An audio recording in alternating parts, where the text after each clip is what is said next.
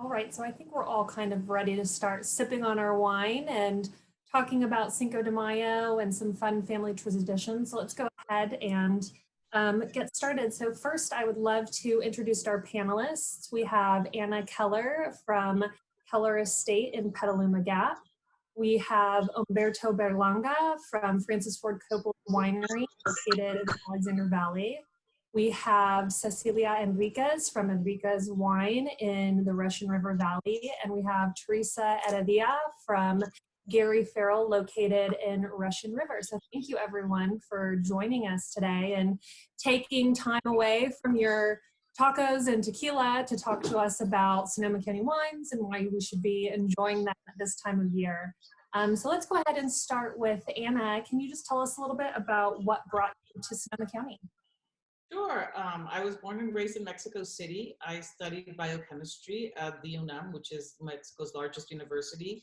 I've always loved plants, and I knew I wanted to do something with plants. I was gearing towards medicinal plants, but then it turned out my parents had moved to the US and they started a vineyard while I was in college. And at some point they decided to keep a ton of fruit for themselves, started fermenting it, and found out they had a stuck fermentation.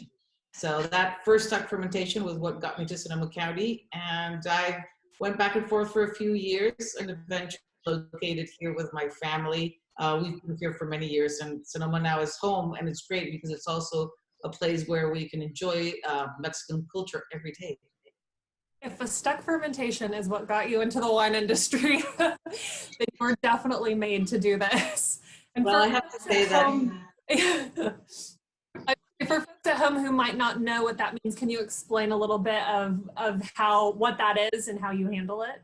Sure. What happened is that grapes have sugar, and sugar turns into alcohol. And this sugar was not turning into alcohol because it had been left in a very cold area. So the yeast were not active enough to start fermenting the wine or to start fermenting the sugar to alcohol. Mm. So when we got there, it was, a little bit of labor of love, adding a bit more yeast and learning how to deal with grapes. But I'm studying biochemistry. It was a very natural process. I've always enjoyed the viticulture aspect of it. And I also found that I have a passion for marketing and being with people and sharing stories. So it kind of felt like it was a perfect fit for everything that I love to do. And it's very close to medicinal plants. It cures people. Oh, so yeah. It was a good excuse. That's awesome. I think one thing people don't really realize about winemakers is that you wear so many hats. It's not just making the wine, you're also managing people, you're marketing your product, you're becoming masters of your story. So it's great to hear, when people fall into that kind of role, especially early on or when it's with family involved. And I know, Cecilia, yours is also a family endeavor, correct? Correct, yeah. My parents and I are in business together, which depending on who you ask and what day it is, you might get a different answer and whether it's a good thing or a bad thing, but I'm sure the wine helps. It definitely does. And what brought you to Sonoma County? I blame my parents. So I am first generation here, born and raised in New Jersey, and my parents decided to go visit my brother in Tahoe, who was studying at Sierra Nevada College there, and planned a ski trip. And when we got there was no snow. So they decided that they didn't come all the way west to not sightsee. So we ended up planning a trip to San Francisco. And my dad loves wine. He's a physician, so the science chemistry behind wine has always intrigued him. And then my mom's family, a couple generations back, were huge landowners down in Mexico. So the agriculture side has been in our history, in our family history. So my dad saw that you could go through Napa on the way down to San Francisco, but we actually overshot Napa, ended up in Sonoma County, and I was 6 months out of college, and so my experience with wine was box wine, cheap wine at the store, whatever people get you on the East Coast. We all start somewhere. Yeah, exactly. And I didn't like it. To be honest with you, I hated wine. I didn't know the first thing about wine until we went here, and the first winery we went to, I just looked at my dad and I was like, whatever you're buying at home is crap. Like, you need to stock up your cellar with wine from out here. So I quickly discovered on that first day of wine tasting that I had a palate for good quality wine. And we fell in love the first day. The last winery we went to was a small winery. that was the owner and happened to know of properties for sale and kind of threw the idea out that my dad should retire to beautiful wine country. And of course, his immediate response was, no, we don't know anything about growing grapes, nothing about making wine, but this was back in 2009. So he was intrigued by how property values were doing and what Sonoma County and the wine industry as a whole were doing with the economy. And we never made it to San Francisco on that trip. We started looking at properties, and I jokingly said that he should totally do it and I would help him. And he told me to write up a business plan. So when we got back home, I did, and somehow it was good enough to convince him. And he shipped me out here at 23. They're still back in New Jersey. Wow. Pretty much shipped me out here and was like, all right, figure it out, start the family business, and just don't bankrupt us. So been hustling ever since. I started in Petaluma and now I'm in Russian River. So just kind of, taking a day at a time. It sounds fated. And I think retirement and winemaking are an oxymoron. Yeah. I think my dad we were all very naive as to what we actually got ourselves into. So, but I can't picture doing anything else. I mean, I joke, had you told me 10 years ago I'd be in the wine industry, I would have laughed at you. And now I can't picture doing anything else. I absolutely love every aspect of it. That's amazing. It's always great to hear these stories, especially like you said, it's like you overshot Napa and you wound up in Sonoma County, which is so beautiful and so diverse. And I think anyone who's been here knows how easy it is to fall in love and, want to just lift up from wherever you are and settle down here. So it's great. And Umberto, I know your story is kind of similar. You came from Mexico, wound up in Sonoma County. Can you tell us a little bit about that? Yeah, sure. I always like to listen to Anna's story because I am also a Chilango, and I'm from Mexico City, born and raised in Mexico City many years ago. And then I decided to come to California, and originally I was living in Marin County, which is, north of San Francisco, very pretty area, very nice. I was working like 3 different jobs and doing everything. And the original objective was to learn English. And there's some noise.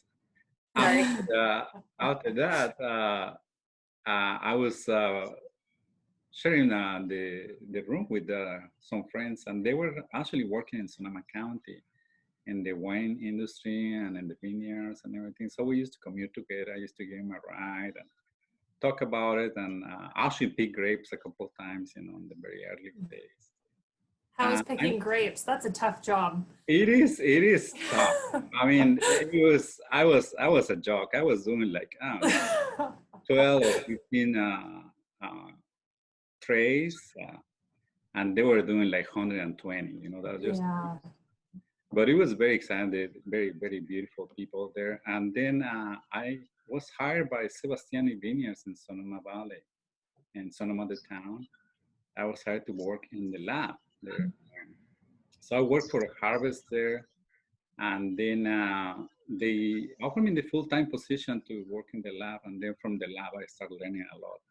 It was a very fun time because I used to go get the samples from the vineyards, grapes, bring them to the winery, process them, smash them, get the analysis, TA, pH, sugar, bricks, and then write the work order for the cellar, go to the cellar, do the work in the barrel, go back to the work, do the analysis in the lab, and enter all the data in the winemakers database, and then run the analysis. So I kind of literally learned everything from vineyard to the bottling line, and it was a lot of fun. And yeah, that's like a one-man show doing all of that. I mean, from soup to nuts. Yeah, I thank you. Yeah, and it's very, very hard not to fall in love with Sonoma County. So I decided finally to move to Santa Rosa, and I still live in there. So. And how long have you been with Francis Ford Coppola? With Francis Ford Coppola, I was here originally with Geyser Peak Winery when it was owned by Henry Trioni and the Trioni family. And then Francis purchased these facilities in 2014. So he was kind enough to leave to maintain all the production team intact. And we are working with Francis since 2014.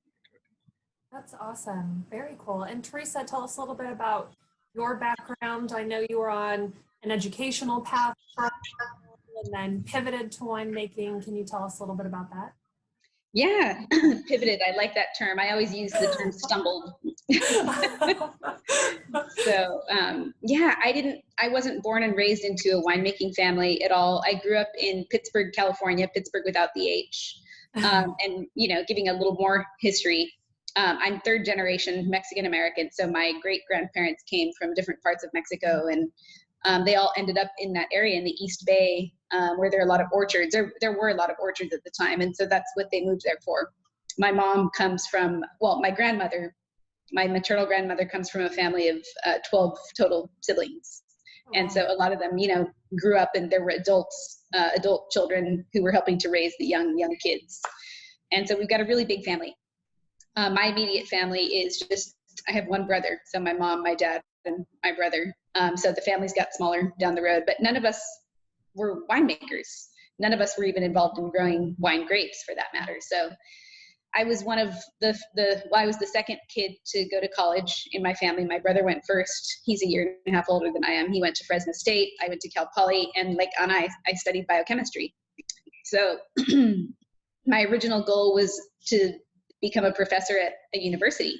And I decided that I was going to go to graduate school, and I went to UC Davis to get my doctorate in chemistry. But while I was there, I spent 2 years working on my project, and I met some graduate students who were in the viticulture and enology program at UC Davis.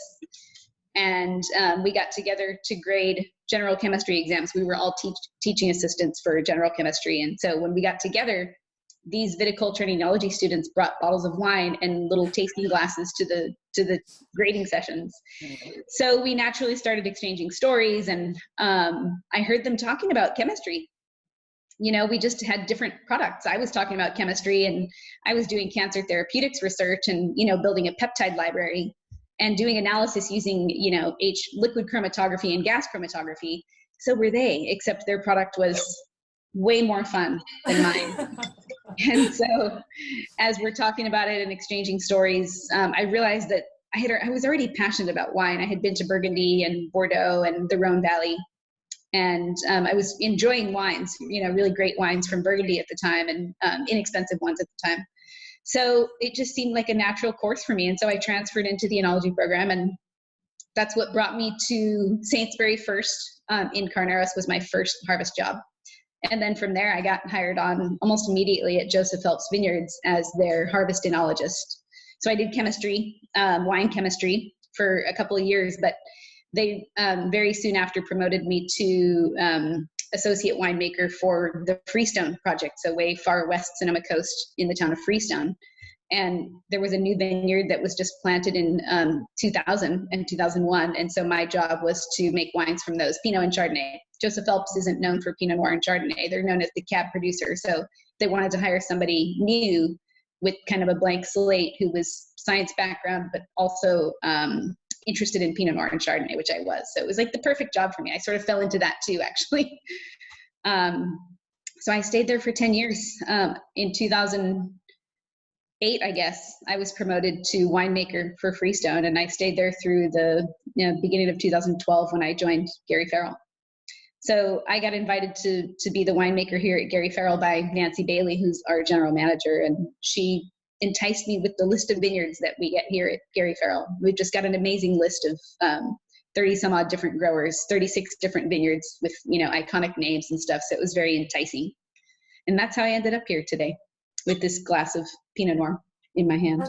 That's awesome. And I think the one really cool thing about everyone's story is that everyone was on this other path or this different trajectory, and we all kind of came to wine, or rather it came to us. So it's very cool to kind of hear how everyone heard that siren song and, you know, finding their passion and profession in Sonoma County. So thank you for sharing that. And it was going to be closer to the end of our webinar, but I can't stand it anymore. I need to know what everyone's drinking and what you're pairing it with. And Anna, why don't we start? Because I think I saw something pink in your glass and I want to hear. Well, I'm going to confess, I have something very clear in my glass first. I will say that like many of us, I may have been drinking a little too much during the quarantine. So I've been making a policy of having a glass of water before I start drinking wine. So Very I want smart. everybody to do that. But right after that, I'm going to be breaking up this bottle. So I'm going to show it up a little bit closer. This That's is beautiful. our 2019 Rosé of Pinot Noir. We make about 150 cases of. We started making this year for my dad's 75th birthday. And this year he turns 88. He just turned 88 March 30th.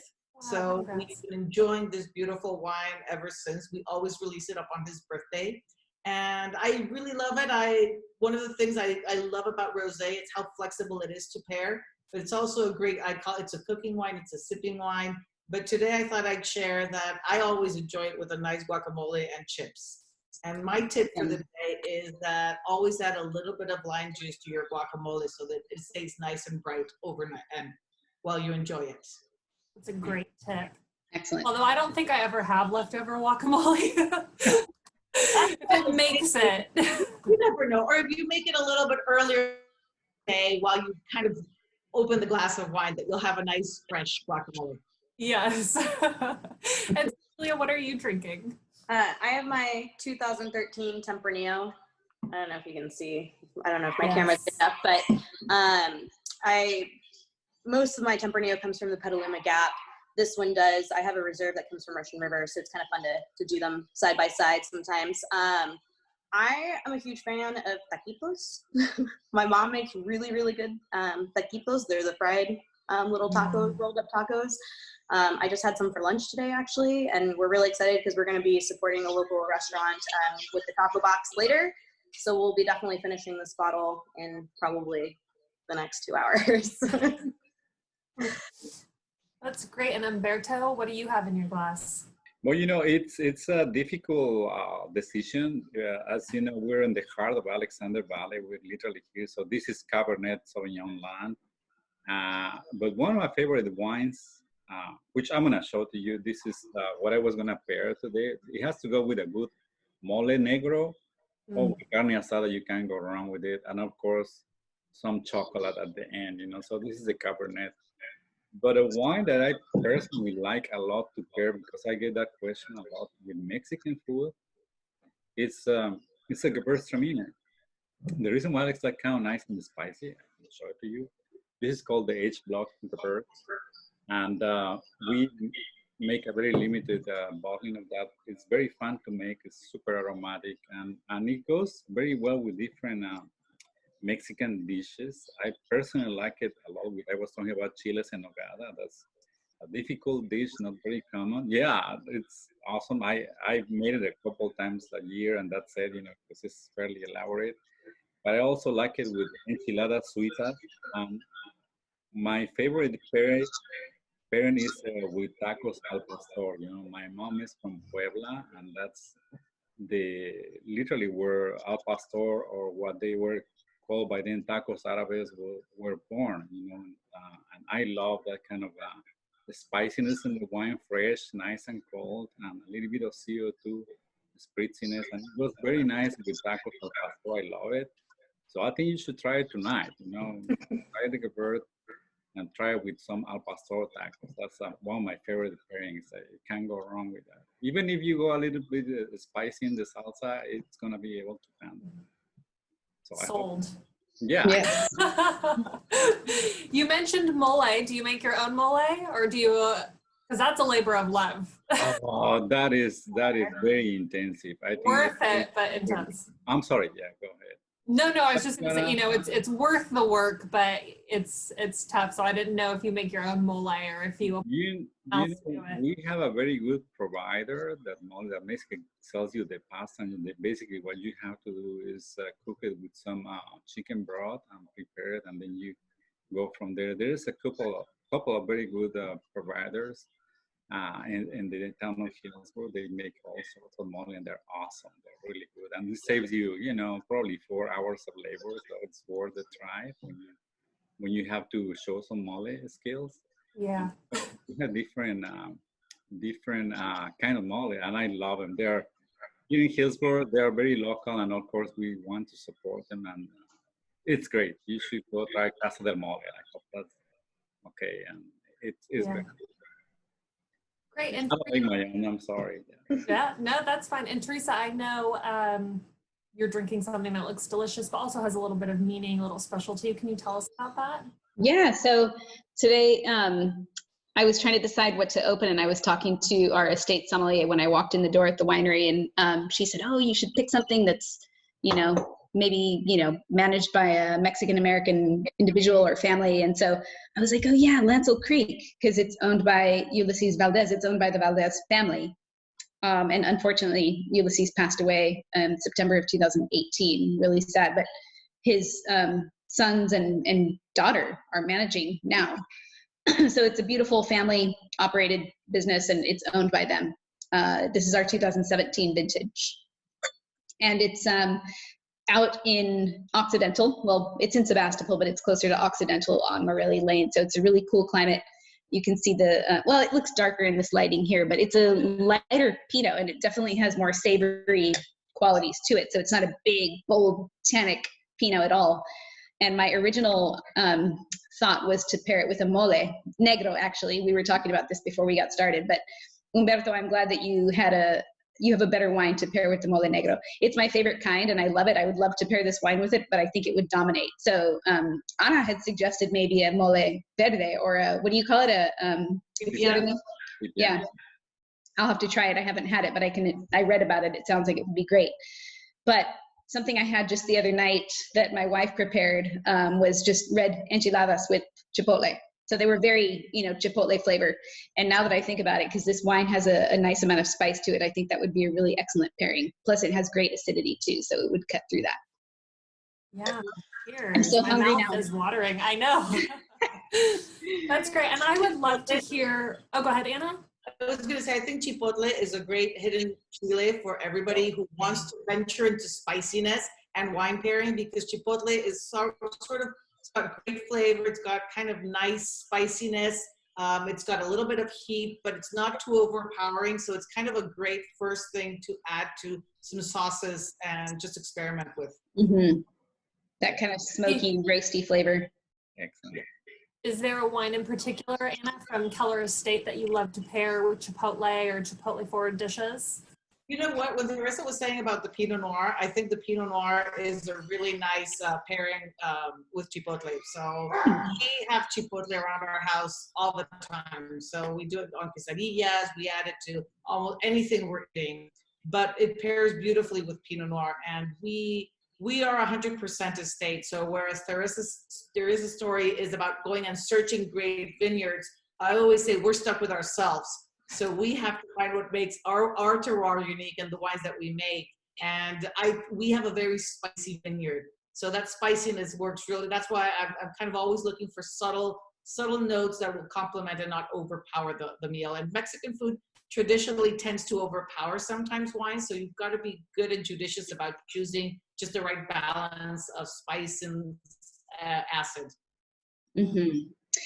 Can I mention Anna really quickly? Because she was one of the first people that I met and looked up to as a role model when I first got into this business. I was just a little baby, I had no idea what I was doing. And I met her and I was just like, oh, she's amazing. I remember exactly. I can still picture the day I met you. Yeah. And I remember you were walking with Ben Kane. Yeah. I'm sure, walking down the cave and out to the tasting room. So I remember very well that. It's always great. I think the wine industry is amazing because I've known Cecilia also from the Petaluma Gap, and now I get to ask Humberto to invite me next time to those chiles en nogada. So it's a wonderful business in town and county to be in. One of the great things about the wine industry is that it's actually very small, even though Sonoma County is really large, and it's so nice to see all these great ways that everyone, interacts or has known each other or works together. I think it's all about relationships, and that's one of the fun things that we get to see when panelists come together and, they've been at each other's house for dinner, or people were mentors. And I would just love to hear a little bit more about your guys' early mentors when you were getting into the wine industry. So Anna, is there anyone in particular who really inspired you or who you reflect upon your wine journey? Well, without a doubt, I was mentored with Ted Lemon was our consulting winemaking when we started. So he's the kindest person I know. He shared his knowledge. He gave me great advice, both professionally and personally. And I was 26 when I started in the wine business. So every step seemed like a huge monument, and especially a little bit like Cecilia's story. You know, Latino families sometimes tend to just throw you into life and kind of like, we'll be here to catch you, but you go right ahead and stumble would be the right word. So Ted, and I worked for a couple of years. He helped me plant some of our vineyards and guided the philosophy behind Keller Estate. So definitely his wines and literati is always something that I love tasting, and I love seeing what he's doing. And he continues to inspire me with his farming techniques, and not only techniques, but really philosophical approach. That's awesome. And Cecilia, what about you? Anyone early in your career? I mean, like you said, you were just kind of put into this with loving arms, but who kind of helped you find your footing? I am very fortunate that the wine industry is a very welcoming community. I mean, going from New Jersey and the hustle and bustle and like kind of the abrasiveness of the East Coast coming to wine country, my initial thoughts were, why is everyone being so nice to me? Like, how are they trying to take advantage of me? But I have a whole long list of people. I mean, really everybody that I met initially, it just was okay, like, what are you doing? What vineyard did your family purchase? Like, what are you guys doing? Who's doing the farming? Like, we were fortunate that the winery that was on the property was rented out from another winery. So the guys there were instrumental with teaching me how to check bricks and doing different trials and, blending and bottling and I mean, all sorts of stuff. So Petaluma was mostly just estate. It was just the fruit that we had. And then when we sold that in 15 to purchase in Russian River, we have a lot smaller property. We went from 30 acres to 8.5. And we just have Pinot Noir here versus Petaluma that was Pinot Noir, Tempranillo, Sauv Blanc, Muscat. So honestly, I mean, I was on the board with Anna, at the Petaluma Grape Wine Growers Alliance for a few years. And so I definitely also consider Anna a mentor. And then, I mean, I would have like a 50-person list because I can't, everybody was super instrumental in helping me and coaching me and hand holding me. And so to the point where I am today. You mentioned it was some of your crew that kind of helped you, figure some of that out. And I know you speak Spanish. So have you found that to help you a little bit with, either from the vineyards, working in the cellar, or? Oh, absolutely. I'm kind of mean. So I'll go into the vineyard, or I'll like start working with a new crew, whether it's bottling or I'll go to a winery to pick up barrels or whatever. And I won't tell them I speak Spanish. And so, I'll just listen to what they have to say. And then all of a sudden, like, I'll learn, for lack of better words, shooting the shit and like, in Spanish and like messing around, fooling around. And then all of a sudden I'll switch over and their faces are just always so priceless. But it's helped me a lot. I mean, the guys, the vineyard management company that was farming the Petaluma property when we took it on, anytime they were out there, I was trying to do the same thing they were doing and asking them what they were looking for. And I was just trying to absorb as much information as I could from anybody that would be willing to impart the information. And the Spanish definitely came in handy because there's a lot of the guys that don't speak English. And so, they would get all embarrassed if I try to speak to them in English, and then I'd switch over and you could see the relief on their faces of like, okay, now I can explain it to you and I don't have to be so concerned or embarrassed by my English. Or, it's funny, I worked in a cellar for a few years, and one of the first cellars I went to, everyone spoke Spanish, and then the winemakers spoke a little bit of French, and they were kind of trying to cobble that together. And there was a gentleman, my Spanish, it was my first language, but when I moved away from my family, I lost it a little bit. So we had this pact that he spoke Spanish, and I would help him with his English, and it was just a really nice way of, both of us developing or rediscovering our fluency. So I always appreciate kind of those connections that we can make in the winery. My Spanish has definitely gotten better since I've moved out here. My mom, every time we would finish school, would pack us up and go visit my grandmother down in Mexico, my grandparents down in Mexico. So we would spend all summer down in Mexico. So my Spanish always got better towards the end, but then I'd kind of lose it through here. And now that I'm using it on a daily basis, it's definitely gotten a lot better. Although I still haven't learned all of the wine terms in Spanish. Probably takes a while to learn all of those. I mean, there's just so many. I love hearing those stories. Berto, anyone early on in your career, since you kind of came to it sort of everyone else, you know, from this scientific background, who nurtured those first seeds of your wine curiosity? Yeah, actually, you know, it's such a very good question. I was fairly fresh out of college from the Instituto Politécnico Nacional in Mexico, and I was looking for what to do. I was in the clinical medical industry and then the biotech industry. And when I came to Sonoma, I really liked it, and I had the opportunity to, you know, to meet some people that are like local heroes, literally. Like I had the opportunity to work with Ulises Valdez and get to know him, and we presented a couple of times to the crew. He's one of the crew that I call the vineyard whispers. You know, those guys here knew exactly what they were talking about. They just look at the vineyard and they knew exactly what was going on. And I love going with them because that's like my weakest side. You know, I'm a chemist, I'm an indoors winemaker. So every time I had to go, I had a chance to go and talk to them and learn from them. It was amazing. So Ulises is one of the persons that I really got a lot of information from. And another guy, Ventura, that he is another vine whisperer in the Russian River area with years of experience. And then later on, and there's so many people, because going back to the point, the industry is so small and you get to know everybody and you get to talk to a lot of people. And normally when you go to a different place, you happen to know always somebody from a different winery on a different facility. It's like a big family, you know. But also, I remember having a very good conversation with a French person once, and he's a consultant. He goes around the world and talks about wine and helps wineries to develop their programs.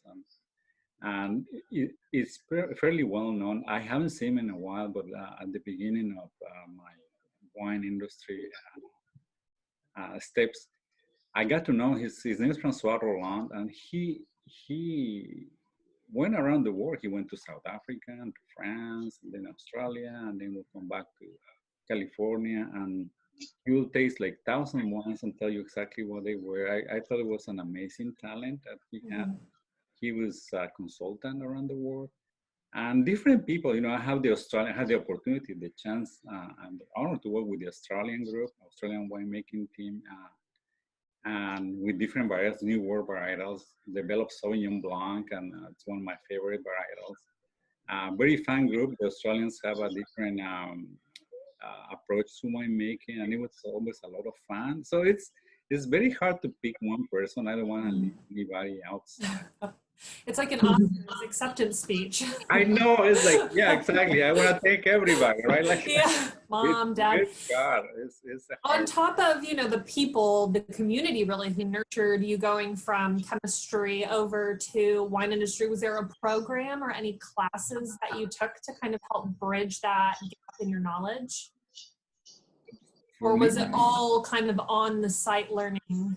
You know, I had also the chance to take viticulture classes in the junior college just out of interest because I wanted to learn more. And again, you go there to the Santa Rosa Junior College community, and they're amazing. They have a very tight group. It's an amazing program. Have the opportunity to work to take a Richard Thomas class. Rich Thomas, he's very well known in Sonoma County. Go to the vineyards, learn more, and he'll tell you everything. It's like a book, a walking book. I learned a lot from him. And of course, you know, every day you learn something from your co-workers. I get to listen to the cellar guys. I like to develop or to write a lot of procedures out of their experience because they know so much. They know things that you don't learn in school, or it's a very good approach. So it's, again, there's so many people. It's hard to pick somebody that I think they influence you one way or another throughout your career, and you start getting more, falling more in love with what you do, and more passionate about it. You find people that are totally passionate about winemaking and what they do, especially here in Sonoma County. I think that's what's fascinating about the wine industry, that, you know, the five of us could get grapes from the same vineyard, literally pick them the same day from sections around the vineyard, and we'd make four different wines. It is, so then therefore sharing is not such an obstacle, because even if you explain what you do and give an idea here or there, it becomes, that's where the beauty, and we have such a kind of a scientific background without wanting on the panel, that where science meets art, where, you know, the science gives you the rigor to do things correctly and keep things healthy. And then there's that artistic interpretation that just brings a sense, you know, kind of a sensitivity or a sensibility to the wines that is unique to each winemaker or each winemaking team. Because in some cases, like mine, I don't make the wine personally, but the collaboration with our winemaker is it's kind of beautiful, because it becomes a conversation, and you really try to find what the fruit wants, and it always wants something different. It's true. Awesome. Yeah, Teresa, can you tell us a little bit, was it a mentor in particular that got you into wine, or has it, you know, kind of like everyone else, been a bit of this group effort? And then we also had a question just to clarify the vineyard that you're drinking right now. Oh yeah, this is our Lancel Creek vineyard. So it's down on the bottom strip right here. Yeah, it's a delicious wine. This is a new release of ours. So yeah, I mean, I did have my one main mentor, two sort of mentor and role model. I mean, when I first started at Joseph Phelps, I was hired by Sarah Gott.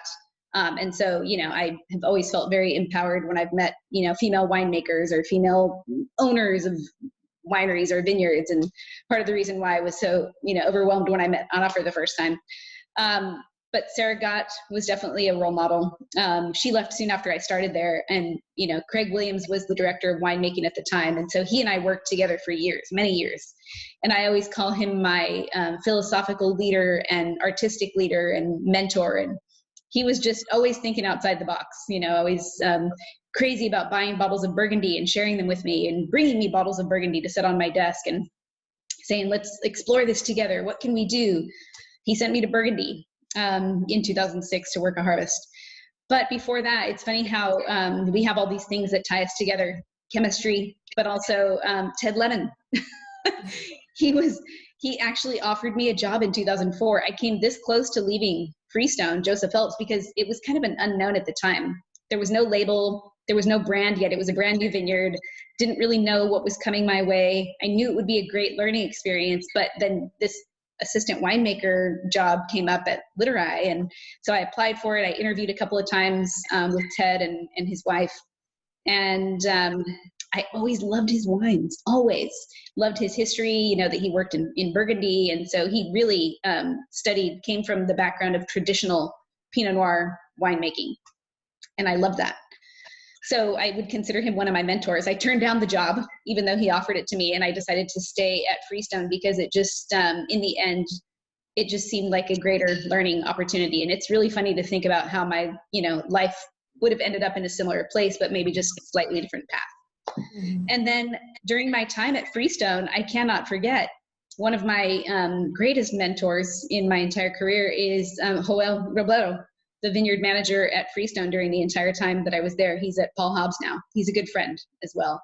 And I seriously learned more from him than anybody else, I think, because he was really out in the vineyards every day, you know, growing those grapes and helping me to make great wine from those grapes. So yeah, I have a lot of people to thank.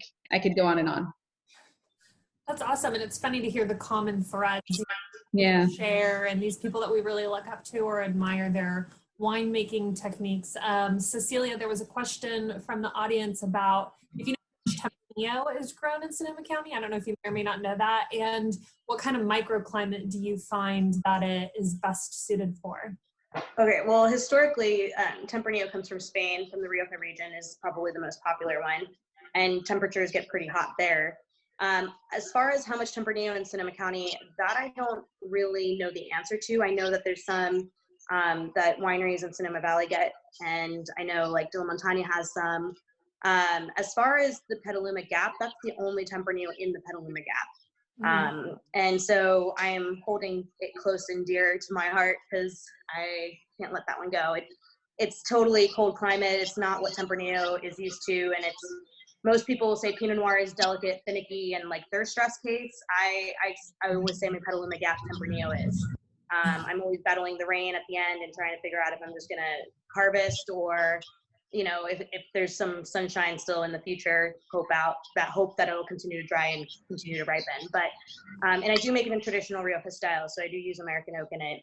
And my reserves do adhere to the Spanish standards, which is not always common here. And then they are 100% Tempranillo. So yeah, hopefully that answers your question. I don't know. I know that there's definitely been more Tempranillo planted since when I first started. And so it has grown and become more popular. Yeah, acreage numbers are always kind of changing because wineries will, you know, take out vineyards and put other vineyards in, and you know, it's one of those fluid things that, you know, I think we're always kind of trying to communicate, because we get requests a lot for like how much is grown of this, and while we have general figures, it obviously changes quite, you know, a bit from year to year. There's a question wanting to know a little bit more about the influence of the winds in Petaluma Gap, and I think Anna, maybe you can tell us a little bit about Petaluma Wind Gap and what makes it such a unique climate to grow wines in. I literally couldn't hear all of the question because of the winds that are starting to blow. So it is 4:45 and the wind is howling where we are. So it makes it for difficult afternoons sipping wine outside in the Petaluma Gap. So was the question for me or for Cecilia? It was for, I was just throwing it out to you. Someone was wondering what makes the Petaluma Wind Gap unique and how that influences the vineyards and the grapes grown. Well, the Petaluma Gap, it's really unique in the sense that it's the first AVA that was created solely established on wind patterns. And we came to the conclusion that these wind patterns were so unique that they really took over above soil types and other considerations that normally are taken into account when kind of developing an American viticultural area. And the wind has a lot of effects on the grapes. It does definitely cool the vines down. So by cooling the vine down, it tends to create wines that have a lot of acidity. So we get really bright, crisp acid throughout the wines of the Petaluma Gap region. And then from a viticultural perspective, I know that we've all been paying tribute to all of the people that work out in the farm. And, you know, that wind is it helps during the cold season. It moves the air so we don't get as much frost. And then sometimes it's benevolent enough to move the wind, to move the vines too, and kind of help us with some, you know, mildew pressure and other things that could also harm the grape conditions. And finally, what it also does is that wind is beating on the skin of the grapes and it's thickening the skin. And by thickening the skin, which is where we get a lot of the flavors and tannins for wine, basically the juice is a lot of water, sugar, and acid, and a lot of the flavor components are on the skins. And those skins are thickening, and so we get really beautiful, complex wines and flavors from the Petaluma Gap. I love the Petaluma Gap. Does it show? I do too. I'm right there with you. Cecilia, did you have anything to add to that? I mean, you keep mentioning that it's so near and dear to your heart. Honestly, I mean, I don't know if it's house palette because that's where I started, and you know, I really just worked with my own fruit on the property down there. But it is, I mean, I had a love-hate relationship with the wind. I mean, literally we'd be sitting outside, enjoying the beautiful day, and 3 o'clock, 4 o'clock on the dot, the wind would come in, bring the fog, and we'd all be huddled inside freezing. But it was perfect for the grapes. The grapes would ripen during the day, and then they'd cool down, and just like Anna described, that they do have thicker skins. They're smaller berried, they're tighter clustered, they have more concentrated flavors and ideal levels of acidity. I absolutely love it. For Pinot, Tempranillo has really big leaves, and we have a lot of mildew issues with the Tempranillo down there, especially where my Tempranillo Rosé comes from. It's a small little plot that is just a residential, like, hobby vineyard. And when we first took that on in-house, we went from getting a ton of it to a quarter of a ton. So there was definitely a learning curve there with dealing with the wind for the Tempranillo. But yeah, I love it. I mean, I will forever have Petaluma Gap wines. That's awesome. And so from all the way south in Sonoma County to essentially all the way north, Umberto, can you tell us a little bit about Alexander Valley and what makes it just so special and unique as an AVA within one of the 18 AVAs within Sonoma County? Yes, we're especially tied to Alexander Valley because we're literally in the heart of it. And this is Cabernet Sauvignon land. I think if somebody designed the land for Cabernet, it was right here. It goes along the Russian River. It gets the natural fog in the morning, and then it opens up and very nice every day. So the grapes get very good sun exposure every day during the maturity time, and it's almost hard not to make very nice wines, because the wines are almost picture perfect. Sometimes it's like, oh my God, this is great, So it's hard to screw up that kind of quality on the grapes. We're fortunate enough also to have to own one of the vineyards. It's actually the highest vineyard located in Sonoma County. It's in a property called Archimedes. The fruit, the quality of the fruit is so intense, so flavorful, and it always produces these very dark colors, super inky wines, and the quality of the fruit is beautiful in Alexander Valley for Cabernet Sauvignon. That's why we're so attached to it. We have some very prestigious and honorable neighbors. We have, Silver Oak and Simi and Jordan. They are right here in the neighborhood. And we all get fruit from this beautiful valley. Another grape that I think is a little underrated in the valley, but it develops very nicely here is Sauvignon Blanc. I personally like it a lot, but I'm a little attached to Sauvignon Blanc. And it's also very nice. We produce very beautiful wines, kind of a new world style, I'm sorry, a little bit more in the herbaceous kind of fruity side. And they're beautiful. So Alexander Valley has a very nice sun exposure, and it's a very nice geographical location, very good irrigation. So it's almost designed to grow grapes right there. I have this is one of our favorites, but we also have the Archimedes, which I recommend if you ever have the chance to taste it. It's super, super concentrated. And like I was telling Sauvignon Blanc, when the question came to pair Mexican food, that's another one of my favorites, Sauvignon Blanc. It's also a good thing that now we see that the Mexican food is not put into only goes with beers or agua fresca. Now a lot of people are daring to pair Mexican food with a lot of different wines. And when you experiment, you say, oh, this is it, So Sauvignon Blanc, we have another wine that is it's called the Lost Colony. It's a Sauvignon Blanc based wine. Is a lot of fun to make. We make it in that style, kind of more herbaceous, kind of New World, New Zealand, Australian style. And every year is very consistent. The quality is very consistent for Sauv Blanc and of course Cabernet Sauvignon. So I hope everybody keeps daring to try new things. It's one of the things that I like about the new generation, the millennial generation. They want to try everything. They are really into it. And also that's one of the reasons why, we're trying different things. And when you dare to try Cabernet with carne asada, why not? Just give it a try. Try it with a black mole or mole negro, or with, like I was saying, my favorite thing, we have tacos al pastor. And then who said that we couldn't pair these beautiful wines with Mexican food? I don't know who said it, but right now it's right here, and we tasting it, and it tastes great. And it's great, yeah. And I think that's one of the things people don't necessarily realize about Mexican cuisine is that, the country is so big, and there's so many different microclimates, and there's so many different types of cuisines that there is a Mexican dish for every single wine that's out there. And you really need to do the tough work of exploring what goes with what, and hopefully have professionals like yourselves to help and guide us and, share some of your learnings with us as well. Teresa, I know you're in Russian River, and it's such a big AVA, and it's so near and dear to our hearts, but there's lots of different neighborhoods, if you will, within it. Can you tell us a little bit about the neighborhood where Gary Farrell's located? Yeah, I'll give you a little synopsis because that's a whole seminar unto itself, but it's really cool. So I'm here at Gary Farrell Winery right now, and we're perched on the top of a hill, sort of in the Middle Reach neighborhood, which is the northernmost part of the Russian River Valley.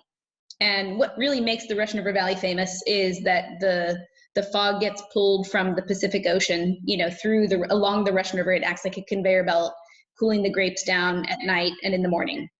So here in the Middle Reach, which is one of the 5 neighborhoods I'm going to talk about, it's warmer here, so we get warm temperatures during the day and cooler temperatures at night, fog temps, so like 50s. And so you get good acid retention, but really succulent, silky fruit texture. The texture is soft and approachable. I don't find the tannins to be harsh or aggressive or very easily extractable, to be honest. So the wines tend to be just really round and soft on the palate with beautiful, bright acidity. And then in the Russian River Valley, next we also have the Santa Rosa Plain, so right in the heart of Santa Rosa, but on the eastern flank of the Russian River Valley. And that neighborhood is also warm during the day, but not as warm as here. Really cold at night. It's called the Santa Rosa Plain because it's a flat area and cold air settles, and so nighttime temperatures can, even during the growing season, get down into the 40s. So really, the vines just really hold on to their acid, and so you get bright acidity, but really dense, opulent wines. Darker fruit, more opulent than the wines from the Middle Reach. Middle Reach is, for example, Rocchioli and Bacigalupi. Santa Rosa Plain is, for example, Benovia, Marta Ella Vineyard, and Pellegrini's Olivet Lane. Those are right in the Santa Rosa Plain. And then just west of the Santa Rosa Plain is Green Valley. So that's closer to the Pacific Ocean. It's Sebastopol, Occidental area. And it's cooler there in general. It used to be that neighborhood was the coldest in the Russian River Valley. Green Valley is the only sub-appellation, the only neighborhood that's an actual AVA. And it was established the same year as the Russian River Valley in 1983. So the wines from there, the soil type there is very fine, classic Goldridge series, fine sandy loam. And so growers like to dry farm because the soil drains very well. And also the roots can penetrate deeply and they can pull up some of their own water. So dry farming is a great technique to build wines that are structured and concentrated. Because it's cool there and foggy most of the time during the growing season, the wines are darker. So they have more kind of blue and purple fruit profiles to them versus red fruit from the Middle Reach and Santa Rosa Plain. Acid is definitely a key component of the Green Valley as well.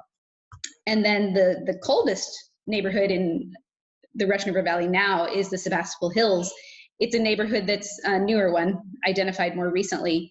And it actually is very influenced by the Petaluma wind gap. And so you're not only getting the cooling effects of the fog, the marine influence from the Green Valley, you're also getting the wind, from the Petaluma wind gap. It's as windy there as it is in the gap.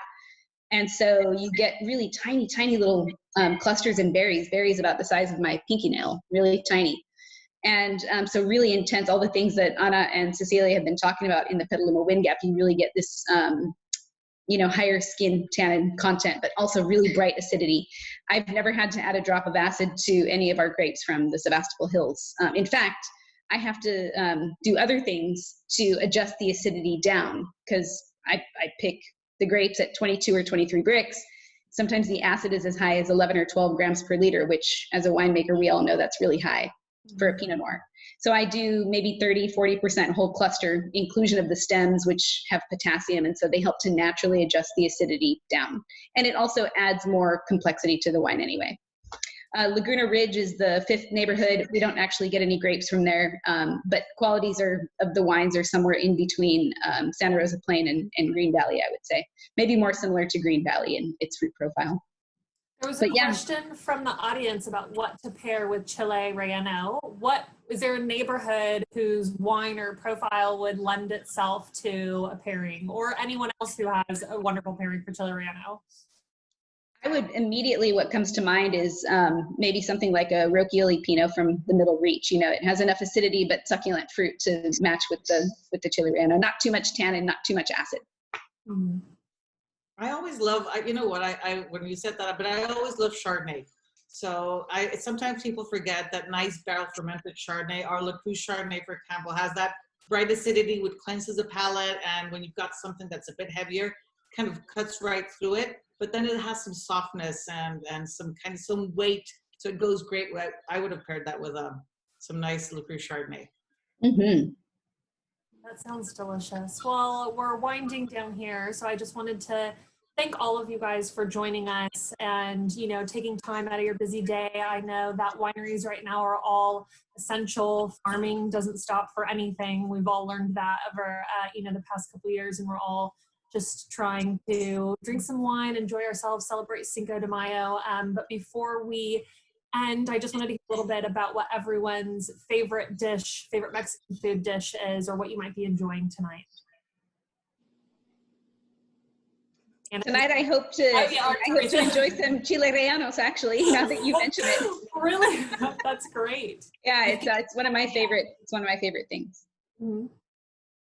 Well, I'm gonna have tacos because our chef was kind enough to do some Cinco de Mayo Mexican food today. So we're gonna have carnitas tacos with red rice, and I'm looking forward to it. He also made a beautiful green sauce that I think is gonna go very nice with our robusta menu. So I'm really looking forward to have that for you. What time should I be there? Yeah. Yeah. Can we do a curbside I'll stay in pickup? the car. I'll stay in the car. A little bit of pineapple in the side. Yeah. Real pineapple. Anna, any plans? Are you going to stick to your guacamole and rosé? We eventually have to eat. I've got 3 teenage boys, so trust me, there's a lot of eating around here. But I'm really enjoying some ceviche, which is kind of great for warmer weather, nice, right? It just feels good, and I'm on this healthy craze this week. So, you know, nothing, you know, it's beautifully paired with a nice crisp Chardonnay. So I'll be doing ceviche tonight. Wonderful. And Cecilia, what about you? What do you have on like I mentioned earlier, we're trying out a new Mexican restaurant in Santa Rosa. They're doing taco boxes. I think there's 15 tacos that come to a box, and nice. I wish I could remember the name of the restaurant so I could give them a shout out. But yeah, we did a taco truck for lunch in Sebastopol, and then we're gonna hit up this new restaurant that we haven't had yet. But I might just swing by, you know, Coppola and do some curbside. Yeah. Come here. Place your order now. Yeah.